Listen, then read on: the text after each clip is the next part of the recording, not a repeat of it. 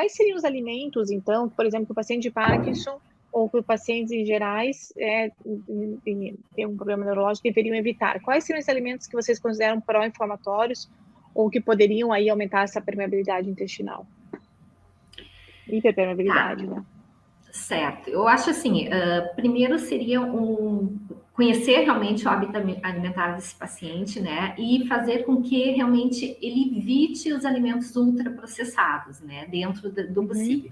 O que são os alimentos ultraprocessados? São aqueles alimentos que passam por um processo da indústria, né, que levam aditivos químicos, conservantes, aromatizantes, corantes, estabilizantes. Então, quando você lê os ingredientes do alimento, então, assim, eles, nossa, é um texto dos ingredientes, né? Então, aquele tipo de alimento, ele não favorece uma saúde intestinal. Ele pode ser consumido, ainda mais na condição atual, é difícil evitar totalmente alimentos. Mas deixa para uma situação mais atual, um aniversário, uma viagem que você vai consumir um alimento mais empacotado, né, embalado. Então, esses alimentos que favorecem realmente a desbiose, o desequilíbrio, né, da microbiota intestinal. E os alimentos que são mais, olharam mais para a feira, olharam os alimentos mais orgânicos, né, preparar os alimentos mais em casa.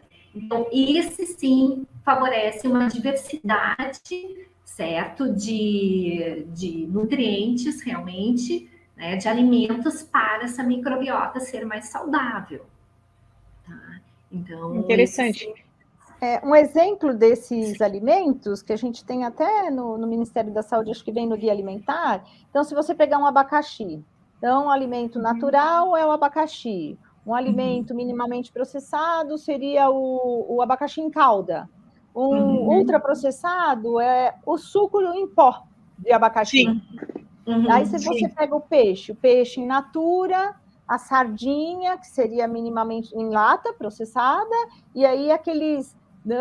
Não é nuggets, tem um de peixe, tem aqueles canis, palito de peixe. Cani, né, o palito de peixe. Então, só para dar um exemplo, né, um alimento in natura, minimamente processado e ultraprocessado, que vai sofrer uma grande transformação, um refinamento, né, e isso vai levar a uma redução na quantidade de fibras, que não vai alimentar a microbiota, que aí não vai produzir os ácidos graxos da cadeia curta, que a Mariana falou, porque conforme a bactéria boa come a fibra do alimento, ela produz esses ácidos graxos e mantém a saúde intestinal, né?